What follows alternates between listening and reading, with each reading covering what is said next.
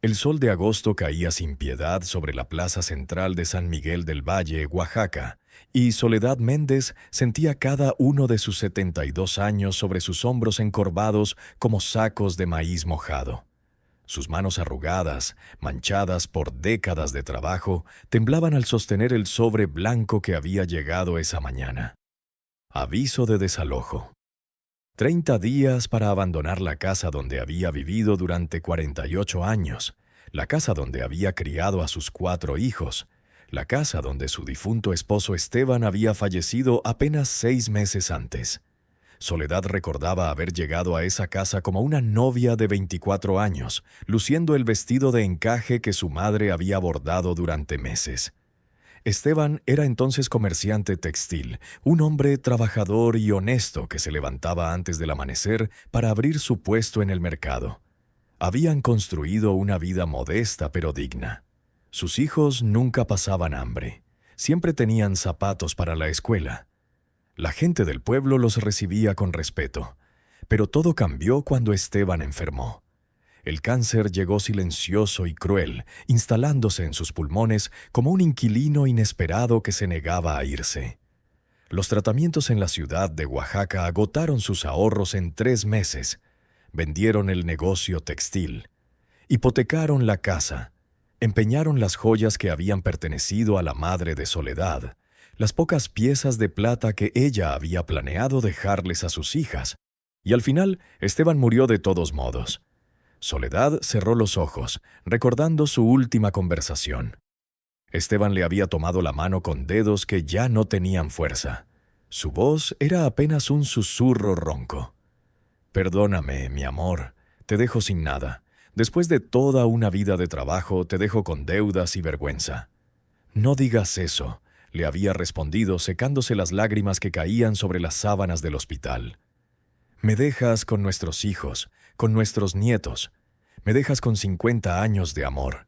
Eso es más que nada». Pero ahora, 6 meses después, sentada en la banca de piedra de la plaza con la orden de desalojo en la mano, Soledad se preguntaba si el amor bastaría para saldar sus deudas. Sus 4 hijos adultos tenían sus propios problemas. Rosa, la mayor, estaba divorciada y tenía 3 hijos, y trabajaba 12 horas al día limpiando casas en la ciudad de Oaxaca. Miguel había emigrado a Estados Unidos hacía 5 años y enviaba dinero cuando podía, pero tenía a su propia familia allí. Carmen y su esposo apenas sobrevivían con su pequeña tienda de abarrotes en el pueblo. Y Javier, el menor, había perdido su trabajo en la fábrica de mezcal hacía 2 meses. Ninguno tenía espacio para alojar a una anciana. Ninguno tenía dinero para pagar sus deudas. El banco la había demandado por los 145,000 pesos que aún debía de la hipoteca. La clínica privada donde Esteban pasó sus últimos días le exigía otros 87,000 pesos en facturas médicas impagas. Y luego estaban las deudas menores, pero igualmente urgentes. La tienda de don Fermín, la farmacia, el servicio de agua, la luz. Soledad había intentado trabajar. A sus 72 años se había ofrecido a lavar ropa, cuidar niños y limpiar casas. Pero sus rodillas artríticas protestaron tras 1 hora de rodillas. Su espalda ya no soportaba cargar pesados cubos de agua. Sus ojos, nublados por cataratas incipientes, le dificultaban coser o tejer, habilidades que antes la llenaban de orgullo. Las personas que antes la saludaban con respeto ahora la miraban con lástima, o peor aún, con silencioso desprecio. 2 semanas antes había intentado comprar 1 kilo de frijoles en la tienda de los Salazar, una de las familias más ricas del pueblo. Don Arturo Salazar, el patriarca de 65 años, con su impecable traje de lino y sus manos suaves, que jamás habían conocido el trabajo duro, la había mirado de arriba abajo con una sonrisa cruel. «Doña Soledad», dijo con una voz que todos en la tienda podían oír, «me temo que ya no puedo extenderle crédito. Su cuenta tiene un saldo pendiente de 2,340 pesos, y, francamente, dudo que alguna vez tenga cómo pagarlo». Los demás clientes se habían girado para mirarse. Soledad sintió sus miradas como agujas que le perforaban la espalda. Don Arturo, le prometo que le pagaré, susurró sintiendo que la vergüenza le ardía. Solo necesito un poco más de tiempo. Tiempo, dijo Arturo Salazar riendo, con una risa seca y sin humor. Señora, no tiene tiempo, no tiene dinero, no tiene nada. Será mejor que acepte la caridad de sus hijos y deje de fingir que todavía es alguien en este pueblo. Las palabras la golpearon como bofetadas. Soledad salió de la tienda con las manos vacías y las mejillas mojadas por lágrimas silenciosas que se negaba a derramar delante de ellos. Pero la humillación no terminó allí. 3 días después, durante la misa dominical, el padre Bernardo anunció: Hermanos y hermanas, nuestra comunidad debe cuidar de los más necesitados. Propongo que organicemos una colecta especial para la señora Soledad Méndez, quien ha enfermado en momentos difíciles. La intención era buena, Soledad lo sabía. Pero cuando María de los Ángeles Villarreal, la esposa del alcalde, se puso de pie con su elegante vestido y su collar de perlas, las palabras que siguieron fueron como veneno envuelto en miel. Por supuesto, padre. Es nuestra obligación cristiana ayudar a los pobres, a aquellos que, por sus malas decisiones económicas, han terminado en la mendicidad. Debemos ser caritativos con los pobres mendigos del pueblo. El énfasis en la palabra mendigos había sido deliberado, cruel.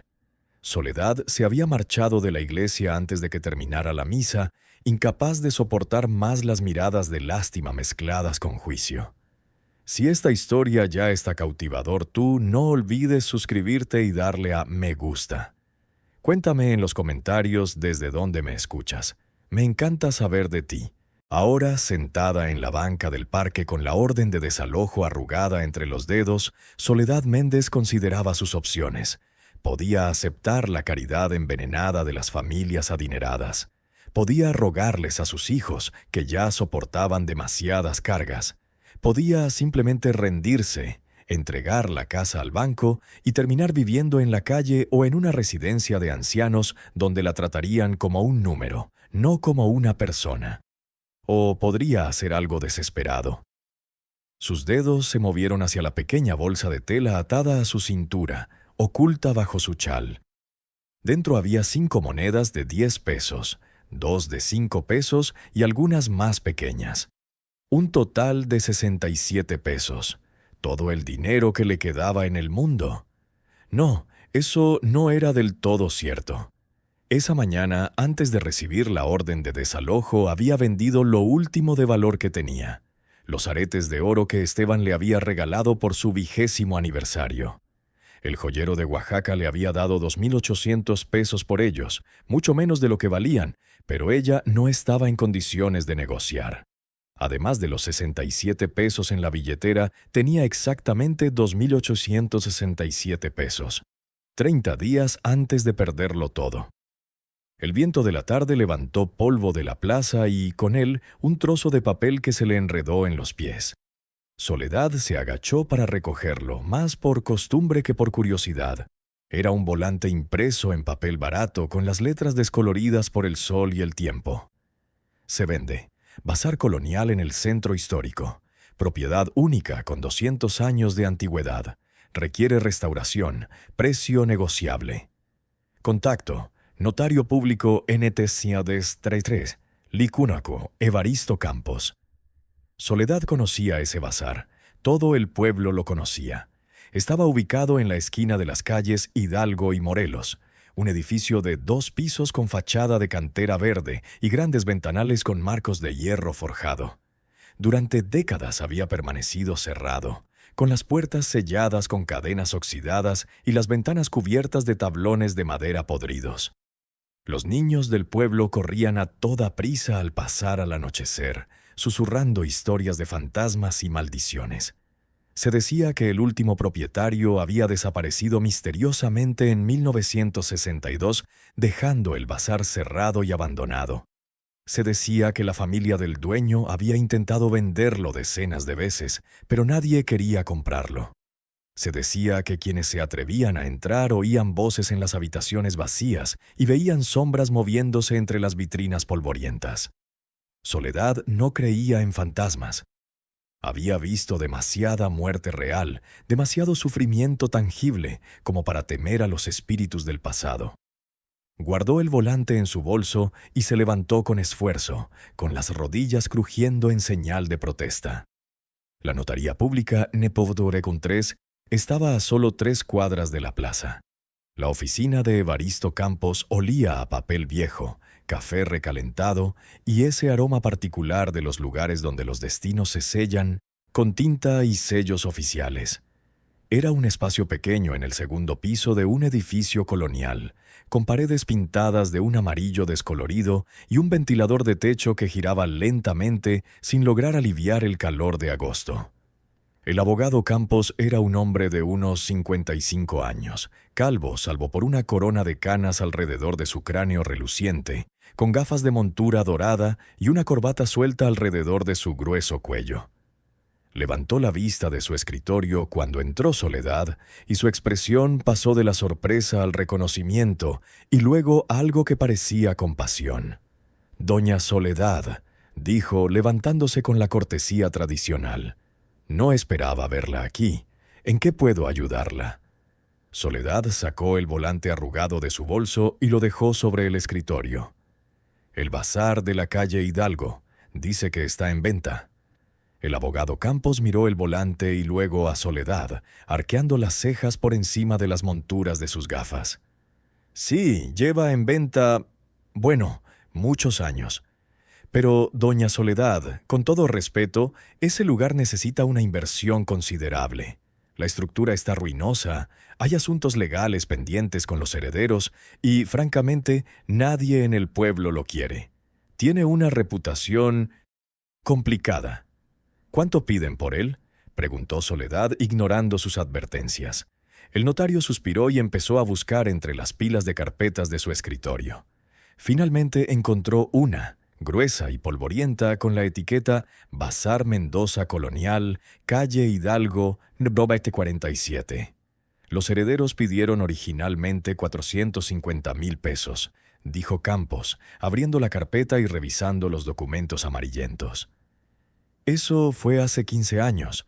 Luego lo rebajaron a 200,000. Hace 5 años ofrecieron 75,000. El año pasado estuvieron dispuestos a aceptar 25,000 solo para deshacerse de ella». Hizo una pausa y miró a Soledad con genuina preocupación. «Doña Soledad, ¿por qué le interesa esa propiedad? No es el lugar para usted». «Tengo 2,867 pesos», dijo Soledad con voz firme que disimulaba el temblor de su corazón. «Es todo el dinero que tengo en el mundo. ¿Lo aceptarías?». El abogado Campos se quitó las gafas y se frotó los ojos con cansancio. «Señora, incluso si aceptara esa cantidad, cosa que dudo, ¿qué haría con ese lugar? Necesita decenas de miles de pesos en reparaciones solo para ser habitable. No hay electricidad, la plomería está destruida, hay problemas estructurales». «Tengo 30 días antes de que me desalojen de mi casa», interrumpió Soledad. Se le quebró un poco la voz, pero continuó. «No tengo familia que pueda acogerme. No tengo dinero ni para alquilar una habitación. El bazar tiene techo, tiene paredes. Es más de lo que tendré en un mes». El silencio llenó la oficina, roto solo por el zumbido del ventilador que giraba sobre sus cabezas. El abogado Campos la miró un buen rato, y Soledad pudo ver que luchaba con su conciencia profesional. «Los herederos», dijo finalmente, «son los nietos del hombre que desapareció en 1962. Viven en la Ciudad de México. Ninguno de ellos ha pisado San Miguel del Valle en décadas. Llevan años intentando vender esa propiedad, pero todo el pueblo le tiene miedo. Las supersticiones...». Hizo una pausa y negó con la cabeza. «Déjame llamarlos. No prometo nada, pero veré si están dispuestos a considerar tu oferta». Soledad esperaba en una silla de madera tallada que había conocido tiempos mejores, escuchando la conversación telefónica del notario. Solo podía oír una parte, pero era suficiente. «Sí, señor Mendoza. Entiendo que el precio era de $25,000, pero es una oferta seria de alguien que realmente necesita la propiedad». Sí, es muy poco, pero es todo lo que tiene. Francamente, señor, ese bazar le ha sido una carga durante décadas. Está pagando impuestos por una propiedad que no genera ingresos y que nadie quiere. ¿Está seguro? Entiendo. Sí, puedo preparar los documentos de inmediato. Cuando el señor Campos colgó, su expresión era una mezcla de asombro e inquietud. Señora Soledad, aceptaron. Dijeron que estaban dispuestos a vender por... Bueno, dijeron que el precio mínimo que podían aceptar era 5 pesos. Soledad parpadeó segura de haber oído mal. ¿5 pesos? 5 pesos, confirmó el notario. El señor Mendoza dijo que no puede ceder la propiedad legalmente. Tiene que haber una transacción monetaria. Pero quiere deshacerse de ella lo antes posible. No quiere seguir pagando impuestos. Dice que es suya por 5 pesos, más los gastos de notario y registro, que suman aproximadamente 2.800 pesos. A Soledad le temblaban las manos al contar el dinero en su bolso. Exactamente 2.867 pesos. Le quedarían 62 pesos después de la transacción. 62 pesos para empezar una nueva vida. Hay algo más, dijo el abogado Campos con voz seria. Debo advertirle oficialmente sobre la historia de esa propiedad. El Bazar Colonial de Mendoza fue construido en 1789 por un comerciante español llamado Don Gaspar Mendoza y Villarreal. Durante décadas fue el establecimiento comercial más importante de San Miguel del Valle. Vendían de todo: telas finas, especias, herramientas y productos importados de España y Filipinas. El notario hizo una pausa, eligiendo cuidadosamente sus palabras. Pero ya entonces corrían rumores. Se decía que don Gaspar no solo era comerciante, sino también un prestamista sin escrúpulos, que había adquirido tierras de familias indígenas mediante contratos fraudulentos, que había falsificado documentos que le otorgaban derechos sobre propiedades que no le pertenecían. Soledad escuchó atentamente, intuyendo que había algo importante en esas palabras. En 1810, al estallar la Guerra de Independencia, continuó Campos, don Gaspar desapareció. Algunos dicen que huyó a España con su fortuna.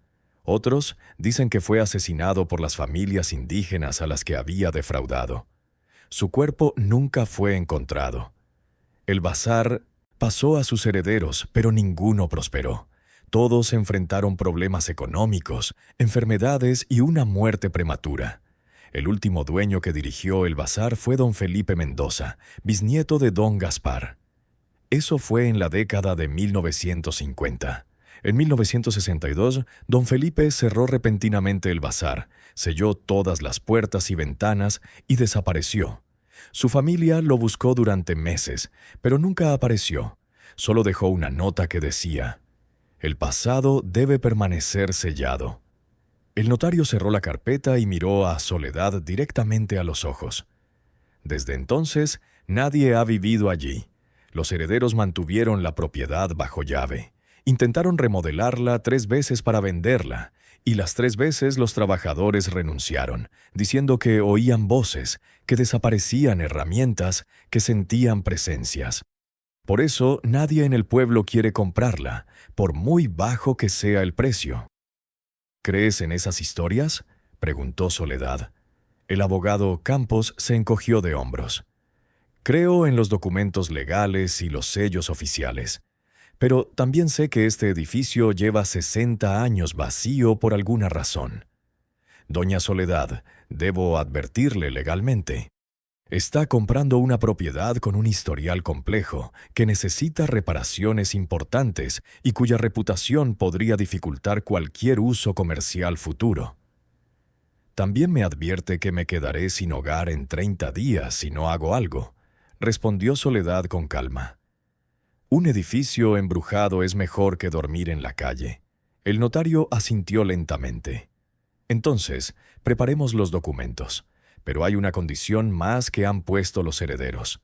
¿Cuál? Una vez que firme, la propiedad es completamente suya. No se le puede devolver, no puede solicitar un reembolso ni presentar ninguna reclamación por ningún motivo. será su total responsabilidad, incluyendo cualquier cosa que encuentre dentro.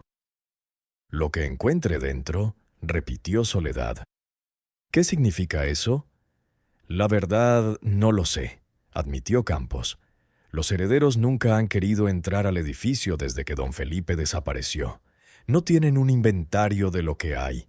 Según los documentos, don Felipe dejó todo exactamente como estaba cuando lo clausuró. Mercancía en los estantes, muebles, documentos, todo. Lo que quede después de 60 años de cierre será ahora suyo. Soledad pensó en esto mientras el notario preparaba los documentos. 60 años de polvo, 60 años de silencio, 60 años de secretos guardados tras puertas selladas. 30 minutos después, Soledad Méndez firmó su nombre en líneas punteadas con un bolígrafo que le temblaba en la mano. El abogado Campos aplicó los sellos oficiales, las firmas, los timbres que transformaron el papel en realidad legal. «Es tuya», dijo finalmente entregándole un juego de 3 llaves antiguas. «Estas son las únicas llaves que existen. Una para la puerta principal, otra para la trasera y una que no sé para qué sirve». Los herederos dijeron que don Felipe las dejó en un sobre sellado con instrucciones de dárselas solo al nuevo dueño. Soledad tomó las llaves. Eran pesadas, de hierro forjado, y frías al tacto a pesar del calor de agosto. La primera tenía grabado «Principal» en letras casi descoloridas por el tiempo. La segunda decía «Patio». La tercera no tenía ninguna marca, solo un número. 12. «Hay una cosa más», dijo el abogado Campos, sacando un sobre amarillento de la carpeta. Esto estaba con las llaves. Don Felipe lo dejó con instrucciones de entregárselo al nuevo dueño, quien quiera que sea. Soledad tomó el sobre. Estaba sellado con lacre rojo, agrietado por décadas, pero aún intacto. En el anverso, con elegante caligrafía antigua, decía: «Para quien tenga el coraje de ver lo que se ha ocultado». El sol comenzaba a ocultarse cuando Soledad salió de la notaría con las escrituras en una carpeta de plástico. Las 3 llaves en el bolso, el sobre cerrado en el bolsillo y 62 pesos para enfrentar el resto de su vida. La calle Hidalgo a las 6 de la tarde tenía ese brillo dorado que solo existe en los pueblos coloniales de Oaxaca, donde la luz del sol se refleja en los muros de cantera y tiñe todo de tonos miel y ámbar. Pero cuando Soledad se detuvo frente al Bazar Colonial Mendoza, en la esquina de Morelos, esa luz dorada pareció detenerse antes de tocar la fachada del edificio, como si incluso el sol prefiriera mantener la distancia. El edificio era más grande de lo que recordaba. 2 pisos de cantera verde, manchados por décadas de lluvia y abandono, con grandes ventanales en la planta baja que debieron brillar con productos tentadores, pero que ahora estaban cubiertos por tablones de madera verdes y mohosos. La puerta principal era de madera maciza con herrajes de hierro forjado oxidados, tan ancha que 2 personas podían pasar cómodamente una al lado de la otra. Sobre la puerta, tallado en piedra, estaba el nombre: Bazar Mendoza Colonial, Estendio 1789. Soledad estaba de pie en la acera, con su pequeña maleta de tela a sus pies, contemplando su nueva propiedad con una mezcla de determinación y terror que le oprimía el pecho. Pasaban algunas personas por la calle y podía sentir sus miradas. La noticia de su compra ya debía de estar circulando por el pueblo. En San Miguel del Valle los secretos duraban menos que el pan fresco. «Doña Soledad», gritó una voz ronca desde la tienda de comestibles de enfrente. Era don Aurelio, un hombre de unos 80 años que había vivido en el pueblo toda su vida. Cruzó la calle con paso lento pero firme. «Es verdad, entonces, compró el maldito bazar». «No creo en maldiciones, don Aurelio», respondió Soledad intentando parecer más valiente de lo que se sentía. El anciano negó con la cabeza, con los ojos nublados por las cataratas, pero aún con una expresión penetrante. «Mi padre trabajaba para don Felipe antes de que cerrara este lugar. Me contaba cosas que oía, cosas que veía». Se acercó y bajó la voz. Me dijo que la noche anterior a la desaparición de don Felipe, lo vio salir del bazar a las 3 de la mañana, cargando algo pesado envuelto en lona.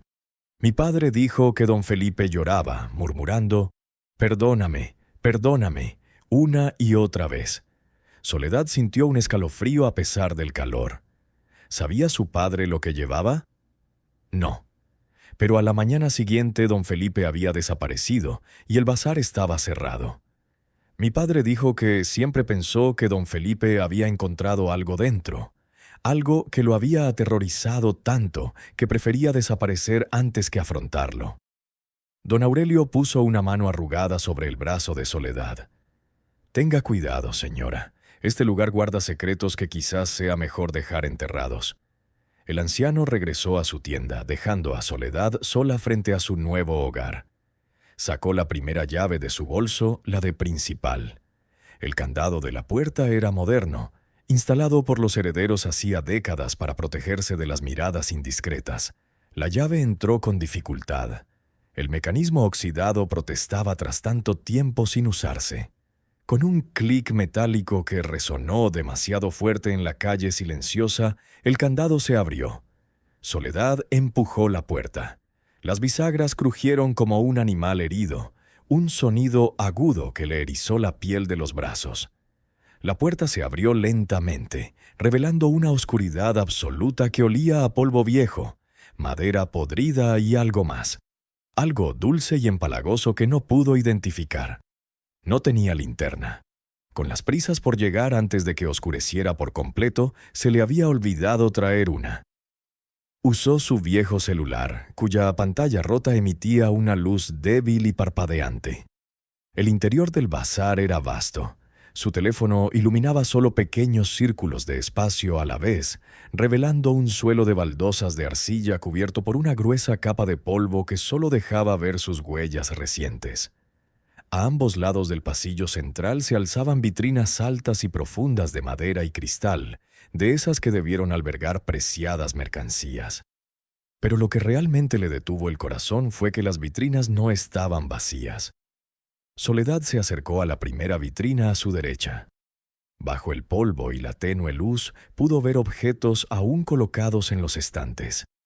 Telas enrolladas que el tiempo había vuelto quebradizas, cajas de madera tallada, jarrones de cerámica, y algo que brillaba al contacto con la luz de su teléfono, algo dorado.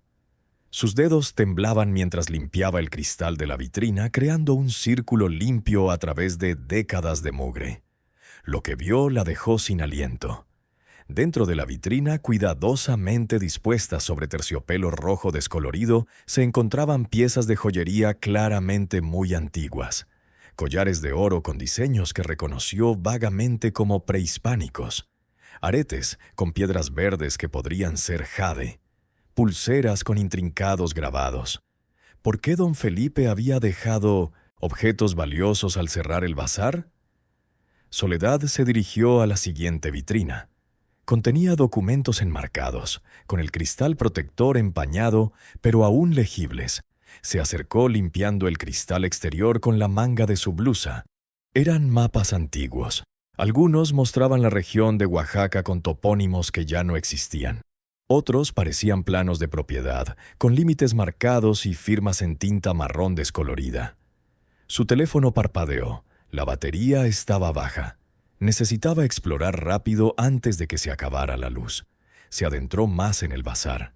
El pasillo central se extendía unos 20 metros antes de terminar en una escalera de piedra que conducía al segundo piso. A ambos lados había más vitrinas llenas de objetos, herramientas antiguas, libros encuadernados en cuero, cajas lacadas, estatuillas religiosas. Todo cubierto por 60 años de polvo y silencio. Al final del pasillo, antes de las escaleras, había una puerta. No tenía cerradura visible, solo una cerradura vieja. Soledad recordó la tercera llave, la que tenía grabado el número 12. La sacó e intentó introducirla en la cerradura. Entró perfectamente. La puerta daba a un patio interior, aún tenuemente iluminado por el sol poniente. Era un espacio rectangular de unos 10 por 15 metros, delimitado por los muros del edificio. En el centro se alzaba una fuente de piedra seca y agrietada, con musgo creciendo en sus grietas. Alrededor del patio más puertas conducían a lo que probablemente habían sido almacenes o las dependencias privadas del comerciante. Pero lo que le llamó la atención fue el naranjo en la esquina del jardín. A pesar de 60 años de abandono, el árbol seguía vivo, retorcido y salvaje, con pequeñas naranjas amarillentas colgando de sus ramas. La vida había persistido en este lugar olvidado. Soledad caminó hacia el árbol y tocó su corteza áspera.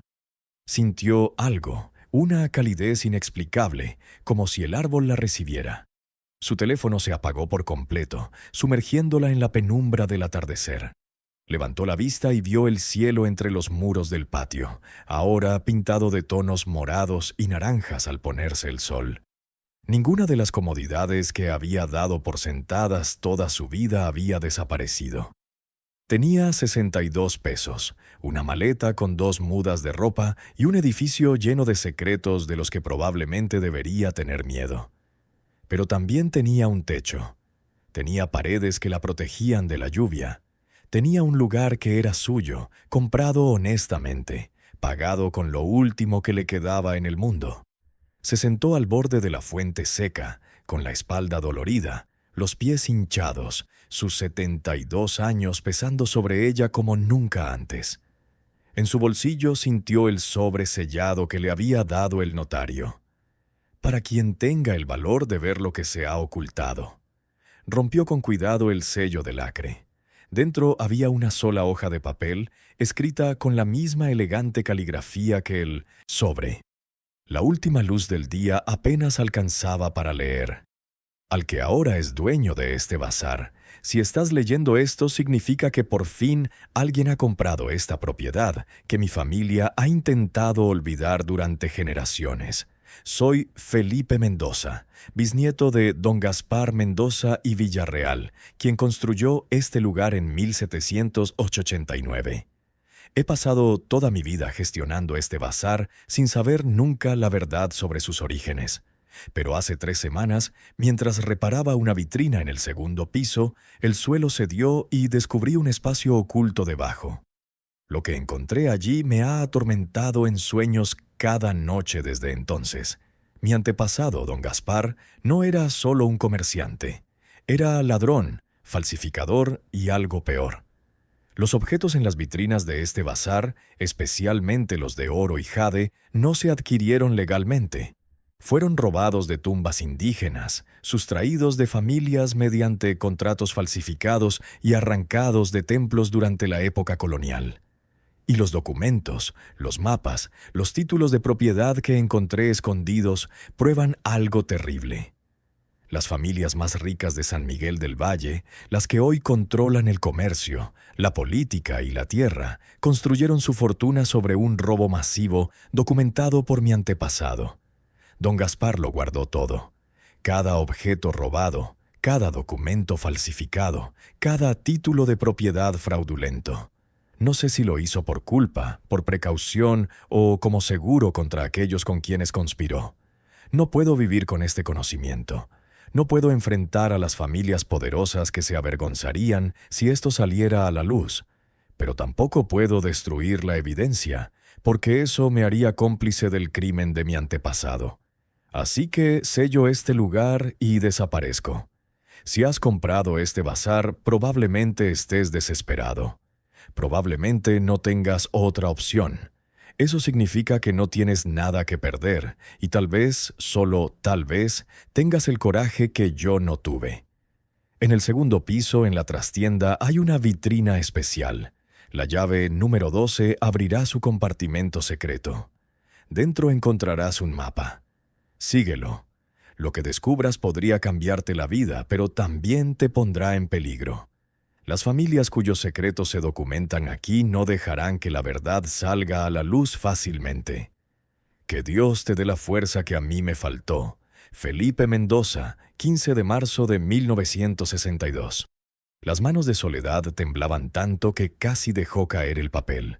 Leyó la carta 2 veces más mientras la oscuridad caía por completo sobre el patio. Arriba, en algún lugar del segundo piso que aún no había explorado, había una vitrina con un compartimento secreto.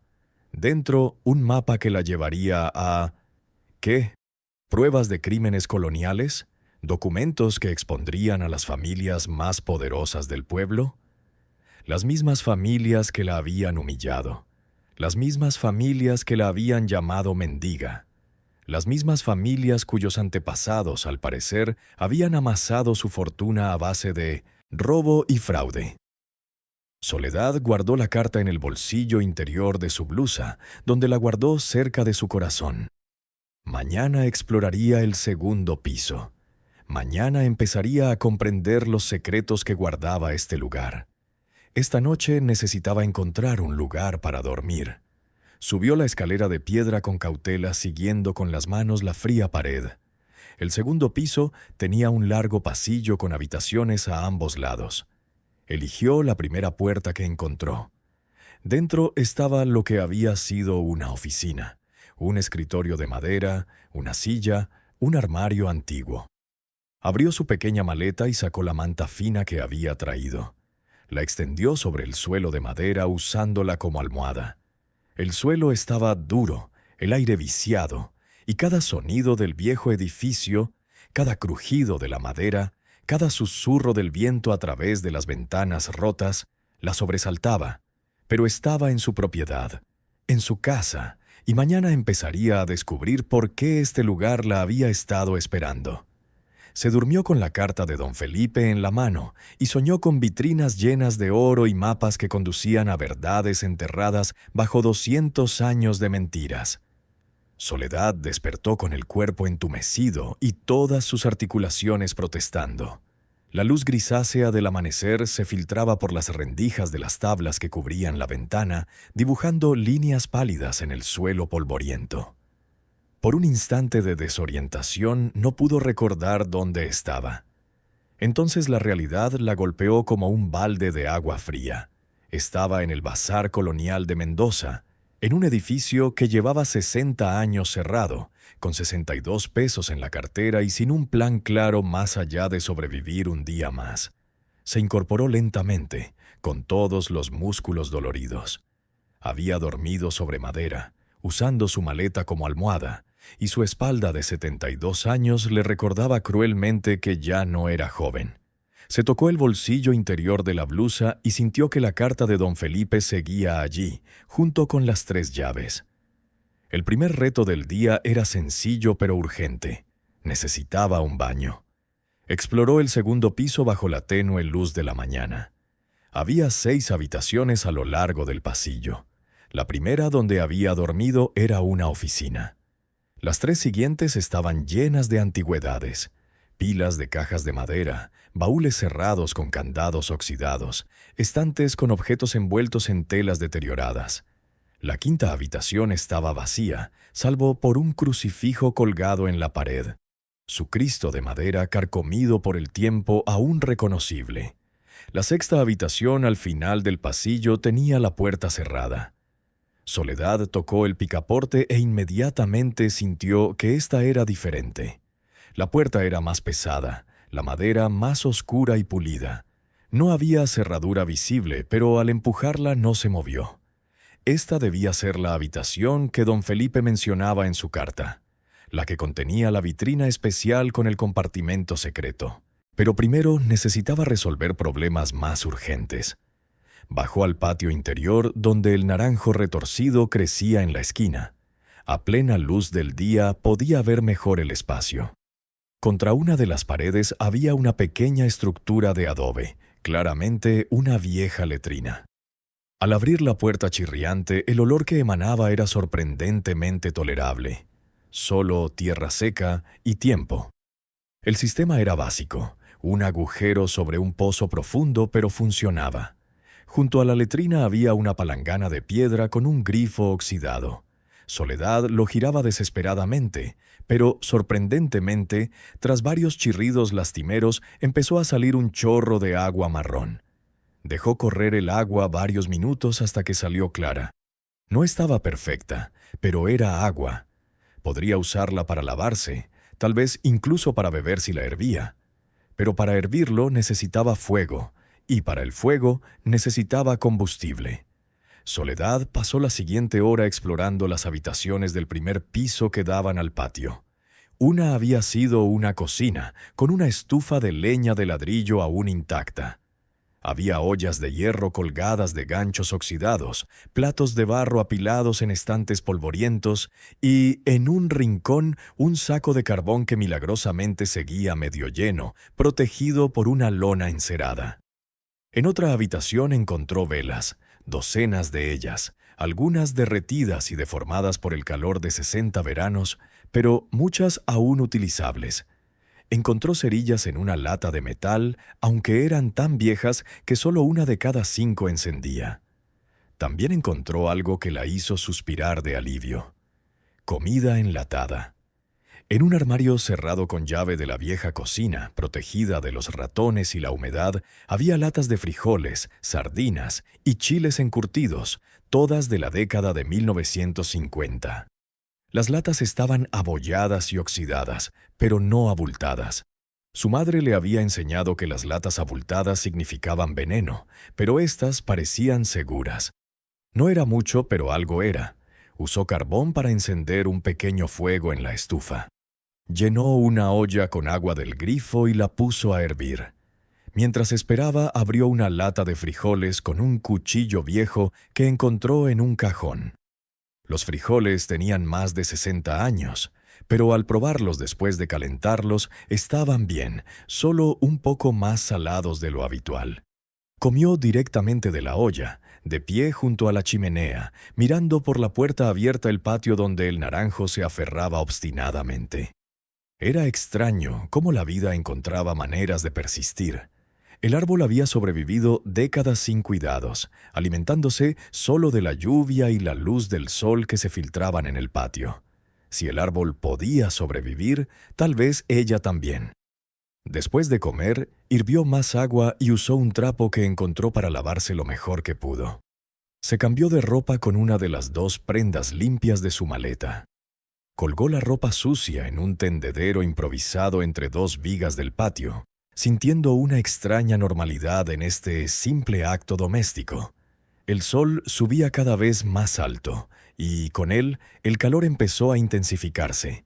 Soledad sabía que ya no podía posponer la exploración del segundo piso. La carta de don Felipe había sido clara. En la trastienda, en una vitrina especial, había un mapa que revelaría los secretos del bazar. Pero cuando llegó a la puerta de la 6ª habitación y la empujó de nuevo, seguía sin moverse. Miró con más atención y notó algo que había pasado por alto en la oscuridad de la noche anterior. Después de todo, había una cerradura, pero estaba oculta tras una placa decorativa de bronce. La placa tenía grabados intrincados, diseños que parecían prehispánicos, y en el centro un pequeño agujero apenas visible. Soledad sacó la llave número 12. Era más pequeña que las otras 2, más delicada, con diseños grabados en el mango. La insertó en el agujero oculto tras la placa de latón. Hacer clic. La puerta se abrió hacia adentro, revelando una habitación que la dejó sin aliento. La trastienda era diferente a cualquier otra del bazar. Mientras que el resto del edificio mostraba los estragos de 60 años de abandono, esta habitación había estado herméticamente sellada. El aire que escapaba cuando Soledad abría la puerta era seco y extrañamente preservado, como entrar en una tumba. Las paredes estaban cubiertas de estanterías de madera oscura que se extendían del suelo al techo, repletas de libros, documentos, cajas de madera tallada y objetos claramente muy antiguos.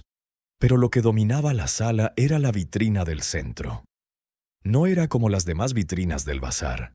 Esta era una obra maestra de la carpintería colonial, de 3 metros de alto y casi 2 de ancho, hecha de caoba oscura con incrustaciones de nácar que formaban diseños de serpientes emplumadas, jaguares y símbolos que Soledad reconoció vagamente como zapotecos. El cristal de la vitrina era grueso y sorprendentemente limpio, como si hubiera estado protegido del polvo por un sello invisible. Dentro de la vitrina, dispuestos con obsesivo cuidado sobre estantes de terciopelo rojo, había objetos que incluso a los ojos inexpertos de Soledad gritaban antigüedad y valor. En el estante superior, máscaras de jade verde brillante con ojos de obsidiana. 3 de ellas, cada una del tamaño de un rostro humano, con expresiones que van desde lo serenas hasta lo aterrador. En el segundo estante, collares de oro macizo, algunos con cuentas de jade intercaladas, otros con pequeñas figuras colgantes de dioses que no podía identificar. Había al menos 10 collares, cada uno tan pesado que doblaría el cuello de quien lo llevara. En el tercer estante, pulseras, aretes, pectorales, todos de oro trabajado con una maestría que solo podía ser prehispánica. Algunas piezas tenían incrustaciones de turquesa, otras de coral rojo, otras conchas marinas pulidas para brillar como perlas. En el estante inferior, figuritas, de cerámica pintada, algunas del tamaño de su pulgar, otras del tamaño de su mano. Representaban guerreros, sacerdotes, animales míticos, escenas de ceremonias pertenecientes a un mundo que existía siglos antes de la llegada de los españoles. Soledad se acercó con pasos lentos, casi reverentes. No necesitaba ser experta para saber que estaba ante una fortuna, pero más que eso, estaba ante un patrimonio cultural, objetos que pertenecían a museos, no a la colección privada de un comerciante colonial. Robado. Las palabras de la carta de don Felipe resonaron en su mente. Todos estos objetos habían sido robados. Rodeó la vitrina buscando la manera de abrirla. No había cerradura visible en la parte delantera. Los laterales eran sólidos. La parte trasera, allí estaba. Oculto al fondo de la vitrina, a la altura de la cintura, había un pequeño panel de madera que se deslizaba hacia un lado. Detrás del panel había otro candado, y junto a él, grabado en la madera, unas palabras en español antiguo. Aquí yace la vergüenza de la familia Mendoza, que quien la abra tenga la fuerza para enmendar nuestros pecados. La llave número 12 también encajaba en esta cerradura. Al girarla, Soledad oyó un complejo mecanismo activándose dentro de la vitrina, una serie de clics y clacs como los de un reloj antiguo dando la hora. El cristal frontal se deslizó ligeramente, permitiéndole abrirlo como una puerta. El aroma que emanaba era el del tiempo detenido, de terciopelo viejo y metal inamovible en décadas. Soledad extendió la mano temblorosa y tocó uno de los collares de oro. Era pesado, auténtico, innegablemente valioso. Pero don Felipe le había dicho que buscara un mapa. Observó con más atención los estantes de la vitrina y entonces lo vio. Detrás de las figuritas del estante inferior había un compartimento extra. Era estrecho, apenas visible a menos que supieras dónde buscar. Metió la mano con cuidado y apartó las figuritas. Sus dedos tocaron un grueso papel enrollado. Sacó un rollo de pergamino atado con un cordón de cuero que se desmoronó al tocarlo. Con manos que temblaban tanto que apenas podía controlarlas, Soledad desenrolló el pergamino en el suelo de la habitación. No era un mapa en el sentido tradicional. Era algo mucho más revelador y aterrador. El pergamino consistía en realidad en 3 grandes documentos pegados, cada uno cubierto de texto en español antiguo, dibujos y sellos oficiales. El primero era un inventario fechado en 1795, que enumeraba cada objeto de la vitrina con detalles minuciosos sobre su procedencia.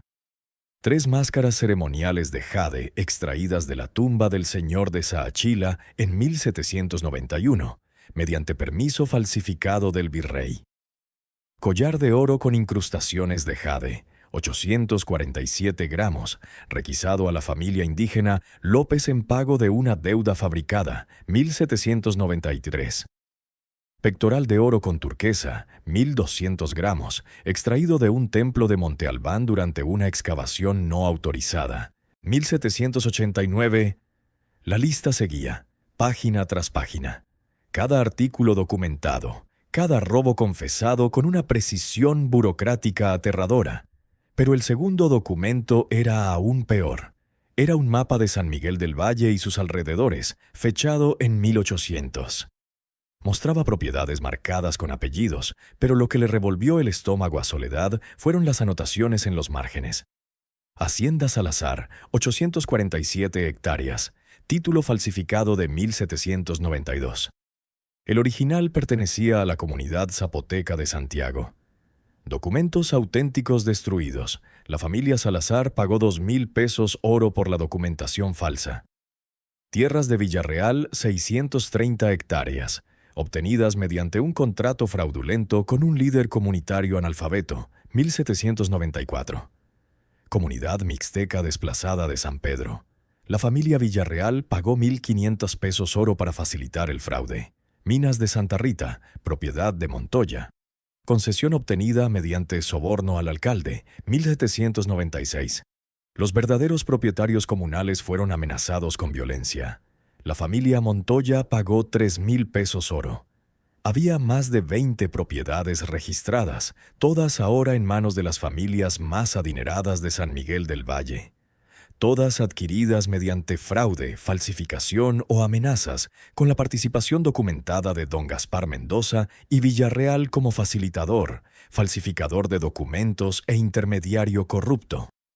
El tercer documento era lo que don Felipe había llamado algo peor en su carta.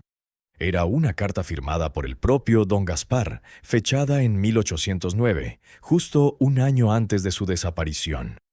Iba dirigida a mi heredero, quien quiera que sea.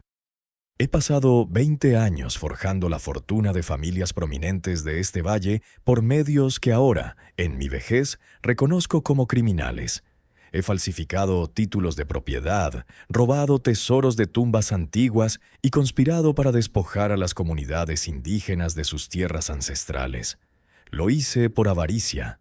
Lo hice porque el virrey y las autoridades coloniales no solo lo permitieron, sino que lo alentaron. Lo hice porque en aquellos tiempos la palabra de un español valía más que la vida de 100 indígenas. Pero he empezado a creer en el castigo divino. He empezado a oír voces en este bazar, voces que hablan idiomas que no entiendo, pero que siento en el alma. He empezado a ver sombras moviéndose entre las vitrinas cuando no hay nadie más. Las cosas que robé están malditas. Las tierras adquiridas mediante fraude jamás traerán paz a quienes las poseen.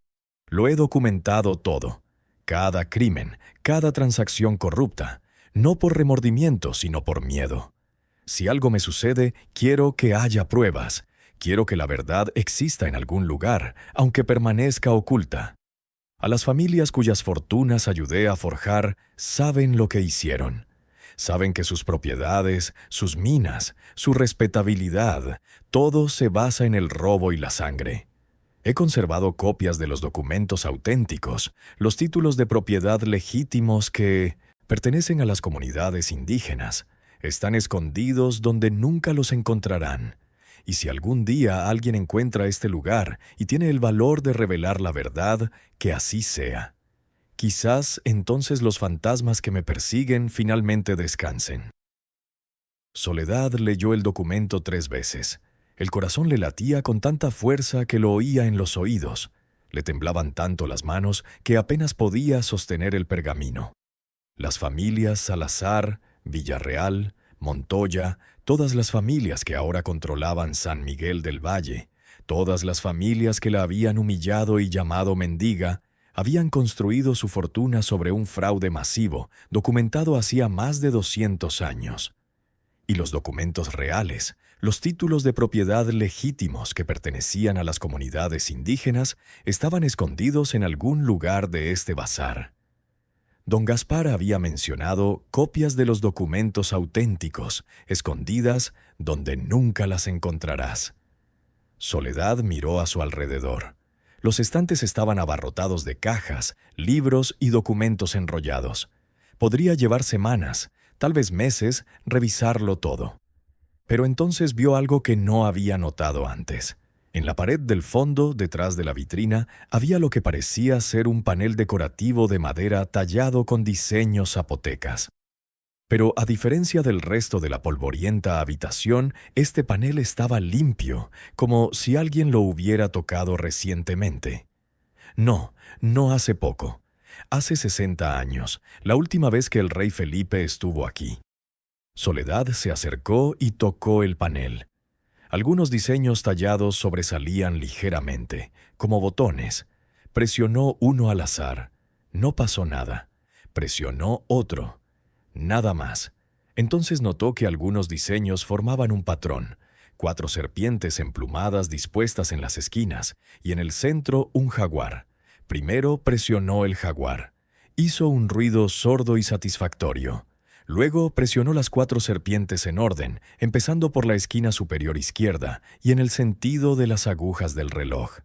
Con un sonido de piedra raspando contra piedra, todo el panel se deslizó hacia un lado, revelando un profundo nicho en la pared.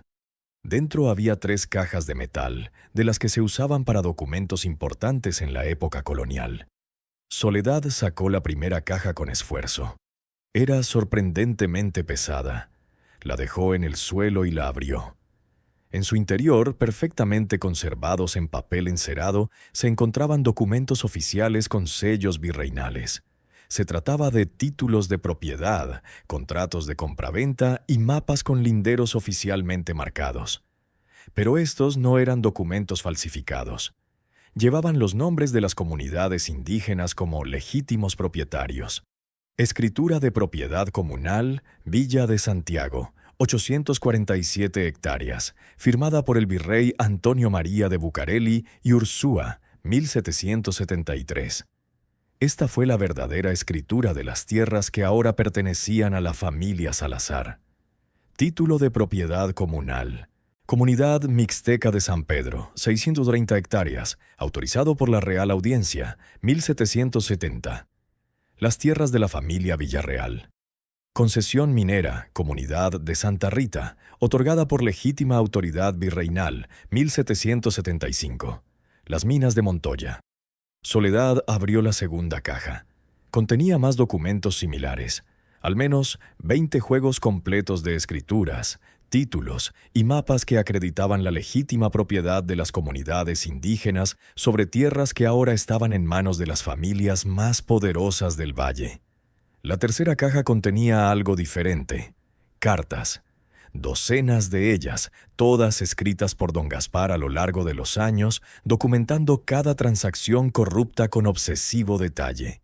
Era como si confesara sus pecados a un dios del papel, sabiendo que nadie más las leería jamás. Una carta en particular llamó la atención de Soledad. Estaba fechada en enero de 1810, pocas semanas antes de la desaparición de don Gaspar. Ya no puedo dormir. Las voces se han vuelto más fuertes. Anoche vi claramente a una mujer indígena parada frente a la vitrina, observando las máscaras de jade.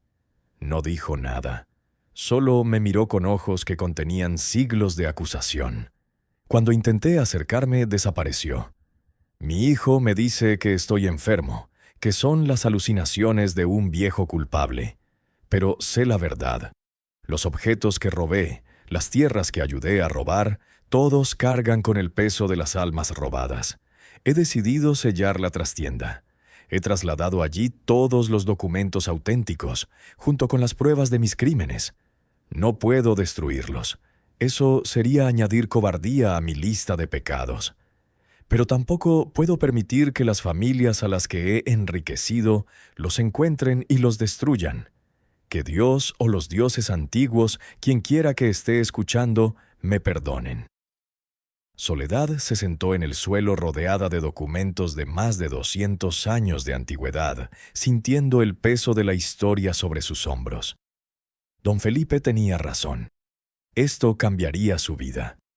Pero también la pondría en un tremendo peligro. Si las poderosas familias de San Miguel del Valle descubrieran que ella había encontrado esos documentos, harían cualquier cosa para silenciarla. Pero entonces pensó en algo más. Pensó en las comunidades indígenas que aún existían alrededor del valle, empobrecidas, marginadas, viviendo en tierras que valían una fracción de lo que sus antepasados poseían. Pensó en cómo estos documentos podrían restaurar no solo la tierra, sino también la dignidad y la justicia. Y pensó en sí misma, en cómo las mismas familias cuyas fortunas se habían construido sobre el robo la habían humillado públicamente, la habían llamado mendiga, la habían tratado como si no fuera nada. «Bueno, esto termina hoy», murmuró en voz alta, sorprendiéndose por la firmeza de su voz. Soledad pasó el resto del día organizando los documentos. Los dividió en 3 categorías: inventarios de objetos robados, documentos falsificados que demostraban el fraude y documentos auténticos que demostraban la legítima propiedad de las comunidades indígenas.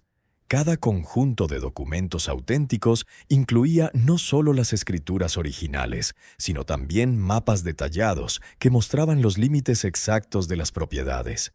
Don Gaspar había sido meticuloso en su documentación, quizás con la esperanza de usarla algún día como palanca contra las mismas familias a las que había enriquecido. Mientras trabajaba, Soledad notó algo extraño. Las sombras en la habitación se movían de maneras que no correspondían con la posición del sol. A veces, con el rabillo del ojo, creía ver figuras junto a las estanterías, observándola. Pero al girarse no había nadie. No tenía miedo. De alguna manera las presencias, si de verdad existían, no parecían amenazantes. Parecían expectantes, como si llevaran 200 años esperando a que alguien por fin encontrara esos documentos y hiciera algo con ellos. «Todavía no sé qué hacer», dijo Soledad en voz alta, dirigiéndose a la habitación vacía. «Pero te prometo que no te decepcionaré». Una brisa inexplicable agitó algunos papeles en el suelo, aunque no había ventanas abiertas. Soledad decidió interpretarlo como una señal de aprobación. Su celular vibró en el bolsillo, sobresaltándola. Era un mensaje de texto de Carmen, su hija. «Mamá, ¿dónde estás? Fui a la casa y ya te evacuaron. Todos están preocupados. Por favor, responde». Soledad miró su teléfono y luego los documentos esparcidos a su alrededor. No podía contárselo a Carmen todavía. No podía contárselo a nadie. Necesitaba tiempo para comprender bien lo que había encontrado y trazar un plan. Ella respondió: «Estoy bien, cariño. Encontré un lugar donde quedarme. No te preocupes por mí. Te llamaré pronto». Guardó el teléfono y siguió trabajando.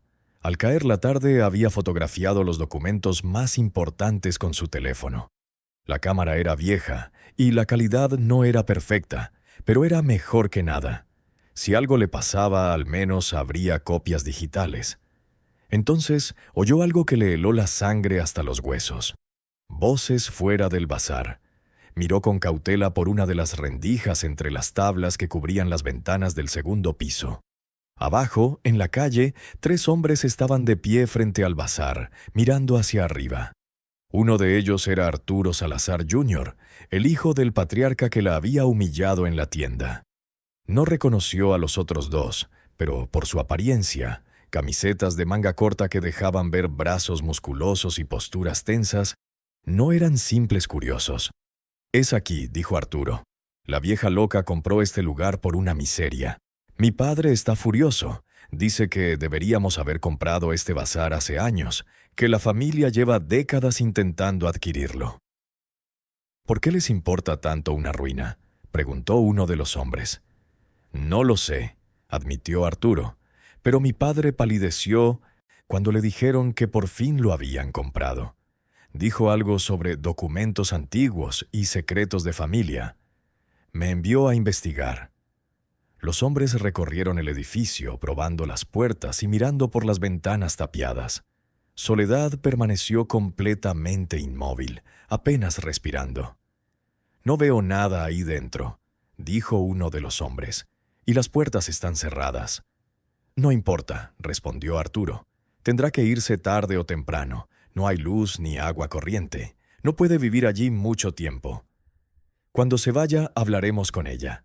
Le ofreceremos comprarle la casa». «¿Y si no quiere vender?». Arturo rió un sonido sin humor. «Entonces la convenceremos. Es una anciana sola, sin dinero, sin familia que la defienda. No será difícil». Los 3 hombres se marcharon, pero Soledad ya había oído suficiente.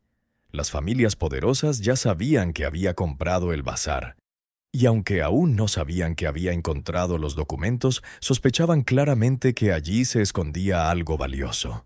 Su tiempo se estaba acabando. Necesitaba ayuda, pero ¿de quién? No podía confiar en las autoridades locales. El alcalde estaba casado con María de los Ángeles Villarreal, de una de las familias cuya fortuna estaba documentada como fraudulenta. El juez local era primo de los Montoya. La policía municipal respondía ante el alcalde. Necesitaba a alguien ajeno al sistema corrupto de San Miguel del Valle. Necesitaba a alguien que comprendiera el valor histórico y legal de lo que había encontrado. Necesitaba a alguien con el poder de protegerla y actuar con base en la evidencia.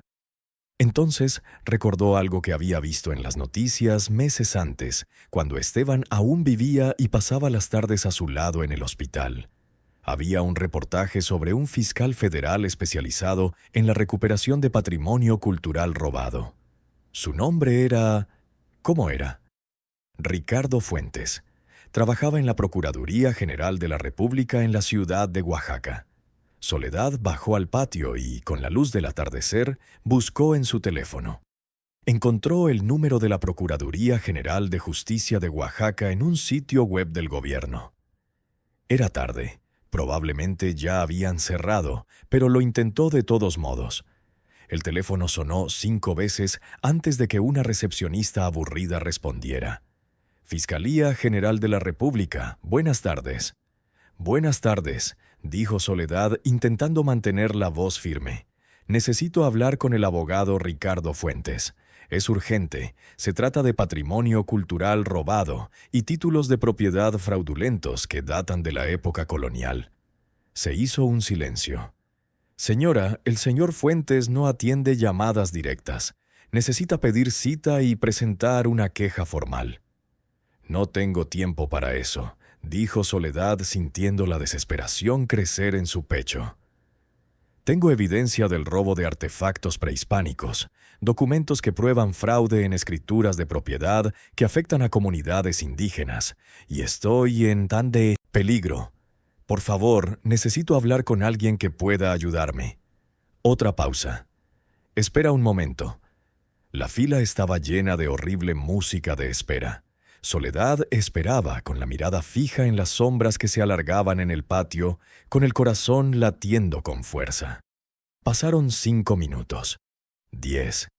Soledad estaba a punto de colgar cuando la línea crepitó y una voz masculina, firme y profesional, dijo: «Habla Ricardo Fuentes. Me dijeron que tiene información sobre patrimonio cultural robado. ¿Con quién hablo?» Soledad respiró hondo. Me llamo Soledad Méndez Ramírez. Vivo en San Miguel del Valle, Oaxaca. Hace 2 días compré un bazar de la época colonial que llevaba 60 años cerrado. Dentro encontré documentos que prueban el robo sistemático de artefactos prehispánicos y el fraude masivo con títulos de propiedad que despojó a las comunidades indígenas durante la época colonial. Y las familias que se beneficiaron de esos delitos ahora saben que compré este lugar y tratan de intimidarme. Hubo un largo silencio. Cuando el señor Fuentes volvió a hablar, su tono era completamente diferente, tajante y directo. «Señora Méndez, ¿corre usted un peligro inminente?» «Todavía no, pero esta tarde había 3 hombres afuera del bazar. Oí que planean convencerme de que les venda el lugar. ¿Qué tipo de objetos encontró? Máscaras de jade, collares de oro, pectorales, figurillas ceremoniales, decenas de piezas. Todas con documentación que detalla su origen. ¿Y las escrituras de propiedad? Las escrituras virreinales originales prueban que las tierras que ahora pertenecen a las familias más adineradas del valle fueron robadas a las comunidades indígenas mediante títulos falsificados. Tengo los documentos e inventarios reales que muestran quiénes participaron en el fraude y cuánto pagaron por la falsificación. Otro silencio.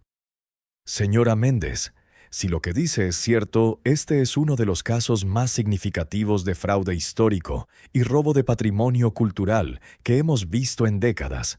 Necesito que haga exactamente lo que le voy a decir. Ricardo Fuentes, abogado, llegó a San Miguel del Valle la madrugada del día siguiente con un equipo de 6 personas, 2 expertos en arte prehispánico, un historiador especializado en documentos coloniales, un fotógrafo forense y 2 agentes armados de la Policía Ministerial del Estado. Soledad los esperaba en la puerta del bazar, sin haber dormido en toda la noche.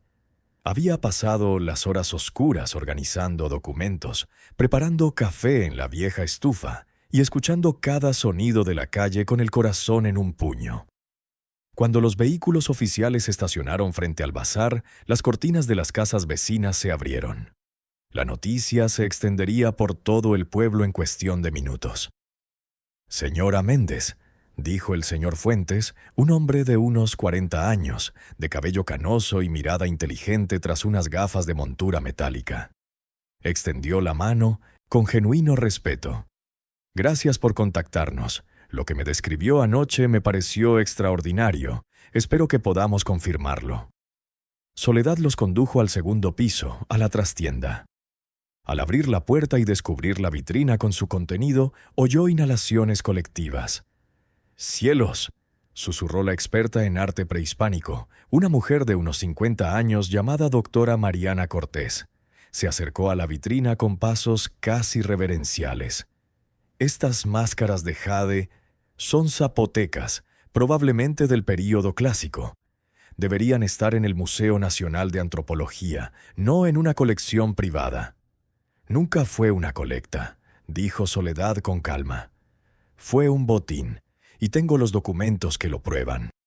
Pasó las siguientes 3 horas mostrándoles todo: los inventarios de don Gaspar, las cartas confesionales, los mapas con notas sobre cada fraude y, finalmente, las 3 cajas con los documentos reales que acreditaban la legítima propiedad de las comunidades indígenas. El historiador, un joven llamado Dr. Alberto Ramírez, examinó cada documento con guantes blancos, abriendo los ojos con cada página. Esta es la principal evidencia de un fraude sistemático a nivel virreinal. Estos documentos son admisibles ante los tribunales. Podrían anular 200 años de títulos de propiedad». «Exactamente», dijo el abogado Fuentes con expresión seria. «Señora Méndez, ¿comprende la magnitud de lo que ha encontrado? Esto no solo afecta a familias individuales, podría alterar por completo la estructura de propiedad de la tierra en toda esta región». «Lo entiendo», respondió Soledad, «y entiendo que estaré en peligro. Pero estas comunidades indígenas han sido empobrecidas durante 200 años por un robo que ahora puedo probar. No puedo callarme. Si esta historia te tiene al borde del asiento, asegúrate de suscribirte y activar las notificaciones para no perderte ninguna historia como esta. Tu apoyo significa todo para mí». Como si sus palabras hubieran desatado una tormenta, oyeron un alboroto afuera. Soledad miró por la ventana y se le encogió el corazón. En la calle, frente al bazar, había al menos 20 personas. Arturo Salazar con su padre, el patriarca de 65 años, María de los Ángeles Villarreal con su esposo, el alcalde, miembros de la familia Montoya, y detrás de ellos varios hombres que claramente eran guardaespaldas, o algo peor. «Soledad Méndez», gritó el alcalde por megáfono. «Sabemos que hay autoridades estatales dentro. Esto es un abuso de poder. Exigimos que desalojen esta propiedad de inmediato». El abogado Fuentes se asomó junto a Soledad, evaluó la situación y sacó su teléfono. «Comandante Ruiz», dijo cuando alguien contestó. «Necesitamos refuerzos en San Miguel del Valle. Ya, se está formando una turba y necesito proteger pruebas cruciales». Abajo, don Arturo Salazar tomó el megáfono. «Esa mujer no tiene derecho a inspeccionar propiedades privadas históricas. Mi familia ha preservado la historia de este pueblo durante generaciones. No permitiremos que una anciana desesperada y autoridades corruptas destruyan nuestro legado». «¿Su legado?», murmuró Soledad. «Su legado de robo». Los 2 policías estatales se posicionaron estratégicamente, con las manos cerca de sus armas. La tensión era palpable. Entonces ocurrió algo que Soledad no había previsto. De las calles laterales empezó a llegar gente, no de familias adineradas, sino gente común del pueblo. Doña Petra, la anciana que vendía tamales en la plaza. Don Eusebio, el carpintero que había hecho el ataúd de Esteban. Carmen, su hija, con sus 3 hijos. Y detrás de ellos, algo que lo dejó sin aliento. Representantes de las comunidades indígenas de los alrededores, vestidos con sus trajes tradicionales. Un hombre mayor, de cabello completamente blanco y bastón tallado, se dirigió al frente. Soledad lo reconoció. Era don Sebastián, líder comunitario de Santiago, una de las comunidades mencionadas en los documentos. «Señor alcalde», dijo don Sebastián con una voz más fuerte de lo que su frágil cuerpo sugería. «Mi comunidad lleva 70 años viviendo en 200 hectáreas de tierra árida. Mi abuelo me contó que una vez tuvimos 847 hectáreas de la mejor tierra del valle. Dijo que nos la robaron, pero no había pruebas, que los documentos habían sido destruidos. ¿Es cierto que esta mujer encontró esas pruebas?» El abogado Fuentes apareció en el balcón del segundo piso. «Soy el abogado Ricardo Fuentes, fiscal federal especializado en patrimonio cultural y fraude histórico.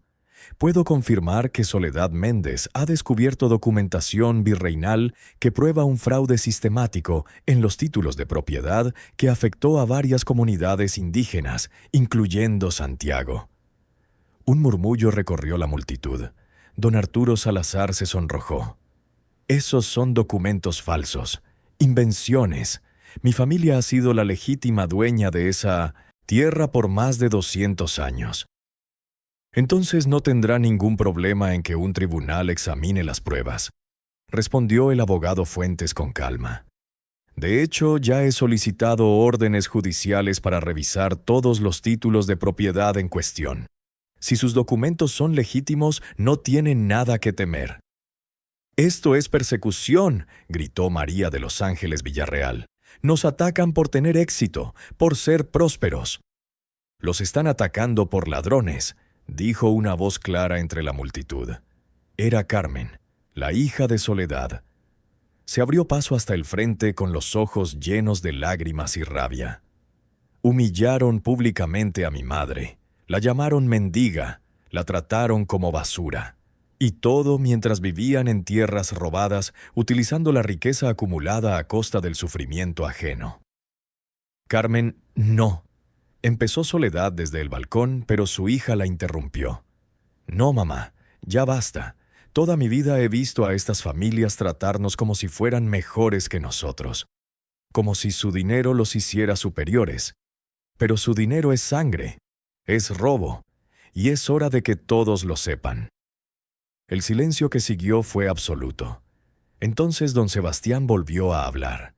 «Señora Méndez, si lo que dice el abogado es cierto, si realmente encontró los documentos que prueban que nos robaron nuestras tierras, mi comunidad le estará eternamente agradecida. Hemos vivido en la pobreza durante generaciones, observando desde lejos las tierras que deberían haber sido nuestras. Si hay justicia después de tantos años, será por su bien». Las palabras del anciano quebraron algo en el interior de Soledad. Las lágrimas que había estado conteniendo finalmente cayeron. «No fue valentía, don Sebastián, fue desesperación. Compré este bazar porque no tenía a dónde ir. Los documentos me encontraron a mí, no al revés». «Entonces fue el destino», dijo don Sebastián con una sonrisa amable. «O quizás sus antepasados la guiaban. Sea como sea, ahora está aquí y está haciendo lo correcto». El sonido de las sirenas llenó el aire. Llegaron 5 patrullas de la Policía Ministerial Estatal, seguidas de 2 vehículos de la Procuraduría General de la República. El comandante Ruiz, un hombre corpulento de expresión seria, descendió del primer vehículo. «Señor alcalde», dijo sin rodeos, «necesito que disperse esta manifestación de inmediato. Hay una investigación federal en curso y usted está obstruyendo la justicia». «No reconozco su autoridad», empezó el alcalde, pero el comandante lo interrumpió. «No hace falta que lo reconozcas. De todas formas, existe. Ahora dispersa a tu gente o los arrestaré a todos por obstrucción. Las familias poderosas se retiraron lentamente, lanzando miradas venenosas hacia el bazar. Pero la multitud de gente común no se movió. Permanecieron allí, formando una línea humana entre el bazar y cualquiera que se acercara con malas intenciones. Durante las siguientes 6 semanas, San Miguel del Valle se convirtió en el centro de una polémica mediática nacional. Los expertos confirmaron que los objetos de la vitrina eran auténticos y extremadamente valiosos, con un valor estimado de más de 40 millones de pesos. Más importante aún, confirmaron que habían sido robados de sitios arqueológicos y tumbas, tal como detallaban los documentos de don Gaspar. Los historiadores verificaron la autenticidad de todos los documentos. Las escrituras virreinales originales que acreditaban la legítima propiedad de las comunidades indígenas eran auténticas, con sellos y firmas que coincidían con los registros históricos. Los documentos falsificados que familias poderosas habían utilizado durante 200 años fueron expuestos como fraudes elaborados. El caso llegó a un tribunal federal. Las familias Salazar, Villarreal, Montoya y otras 5 lo intentaron todo. Recusaciones, apelaciones e intentos de invalidar los documentos por edad. Contrataron a los mejores abogados de la Ciudad de México. Pero la evidencia era abrumadora. 12 meses después de que Soledad comprara el bazar por 5 pesos, un juez federal emitió su veredicto. Las tierras obtenidas mediante fraude documentado debían ser devueltas a las comunidades indígenas legítimas.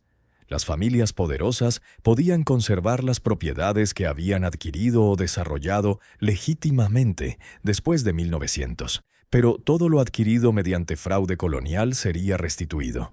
La comunidad de Santiago recuperó 847 hectáreas. San Pedro recuperó 630. Santa Rita recuperó sus derechos mineros. En total, 8 comunidades indígenas recuperaron más de 3.000 hectáreas de tierras que habían sido despojadas hace más de 2 siglos. Los artefactos prehispánicos fueron trasladados al Museo Nacional de Antropología, donde se creó una exposición especial titulada Lo que el tiempo reveló, el caso del Bazar de Mendoza. Soledad fue invitada a la inauguración y fue recibida como una heroína. Pero ella no se sentía una heroína. 2 años después del descubrimiento, Soledad se sentó en el pasillo del bazar, ahora completamente restaurado. Con parte del dinero que el gobierno le había otorgado como recompensa por descubrir y preservar el patrimonio cultural, un porcentaje del valor de los objetos recuperados, había renovado por completo el edificio. El bazar ya no era una ruina embrujada, era un centro cultural comunitario. La planta baja albergaba un pequeño museo que contaba la historia del fraude colonial y la restitución. El segundo piso albergaba aulas donde se enseñaba zapoteco, mixteco y otras lenguas indígenas a las nuevas generaciones. El patio interior, con su naranjo que se negaba a morir, se había convertido en un jardín comunitario donde los ancianos de las comunidades indígenas enseñaban medicina tradicional y agricultura ancestral. Don Sebastián venía todas las semanas a dar clases de historia oral. Carmen había dejado su trabajo y ahora administraba el centro cultural. Los 3 nietos de Soledad corrían por los pasillos que antes estaban llenos de polvo y secretos. Las familias que habían perdido sus tierras robadas abandonaron San Miguel del Valle, incapaces de afrontar la vergüenza. Algunas se mudaron a otras ciudades, otras vendieron lo poco que les quedaba y comenzaron de nuevo en otro lugar. Soledad no sintió satisfacción por su caída. Solo sintió que finalmente, después de 200 años, las cosas estaban donde debían estar. Aquella tarde, mientras el sol teñía el cielo de naranja y rosa, don Sebastián estaba sentado junto a Soledad en el pasillo. «Mi comunidad sembró maíz en las tierras recuperadas este año», dijo el anciano. «La cosecha fue abundante. Es como si la tierra hubiera estado esperando nuestro regreso». «Me alegro oírlo», respondió Soledad. «Hay algo que he querido contarte desde hace mucho tiempo», continuó don Sebastián. Mi abuela era zapoteca de pura cepa. Me contó una historia cuando era niño. Decía que cuando algo es robado injustamente, la tierra misma clama, y que, con el tiempo, la tierra encuentra la manera de enmendar el mal, a veces a través de las personas menos esperadas. Miró a Soledad con una mirada que rebosaba décadas de sabiduría. Compraste este bazar por desesperación, lo sé. No tenías a dónde ir. Pero creo que la tierra te eligió. Tus antepasados te guiaron hasta aquí porque sabían que tenías el corazón y el coraje para hacer lo correcto. Soledad sintió que las lágrimas le escocían en los ojos. Don Sebastián solo era una viuda pobre que intentaba sobrevivir. Y por eso mismo eras la persona indicada, sonrió el anciano. Alguien con riqueza o poder habría tenido la tentación de usar los documentos para su propio beneficio. Pero tú no tenías nada que perder excepto tu integridad, y nunca la vendiste. Se levantó con dificultad y puso una mano sobre el hombro de Soledad. Gracias, señora Méndez. En nombre de mi comunidad, mis antepasados y todos los que sufrieron el peso del robo histórico, gracias. Cuando don Sebastián se fue, Soledad se quedó sola en el pasillo, viendo caer la noche sobre San Miguel del Valle. Desde las ventanas abiertas del centro cultural oía a voces jóvenes practicando zapoteca, las risas de los niños jugando en el patio, los sonidos de la vida llenando espacios que llevaban 60 años muertos. Se tocó el bolsillo donde había guardado aquella carta de don Felipe. La había donado al museo junto con todos los documentos originales, pero recordaba cada palabra. Quien encuentre esta casa abandonada y tenga el coraje de restaurarla, había tenido el coraje, o quizás simplemente no tenía otra opción. Sea como fuere, había hecho lo correcto. Esa noche Soledad durmió en su habitación renovada en el segundo piso del bazar, en una cómoda cama con sábanas limpias, rodeada de los sonidos tranquilos de un edificio que finalmente había encontrado la paz. Y si las sombras aún se movían entre las habitaciones, si las voces antiguas aún susurraban en lenguas olvidadas, ya no eran amenazantes. Eran bienvenidas. La anciana humillada que compró el bazar abandonado por 5 pesos descubrió que las vitrinas albergaban tesoros de más de 200 años. Contenían justicia por desatar, verdad por decir, y la posibilidad de que incluso los crímenes más antiguos pudieran finalmente ser enmendados. Y eso, decidió Soledad mientras cerraba los ojos, valía más que todo el oro del mundo. Gracias por escuchar hasta el final. Si esta historia te conmovió, compártela con alguien que necesite recordar que la esperanza existe incluso en los momentos más oscuros. Suscríbete si aún no lo has hecho y nos vemos en la próxima historia.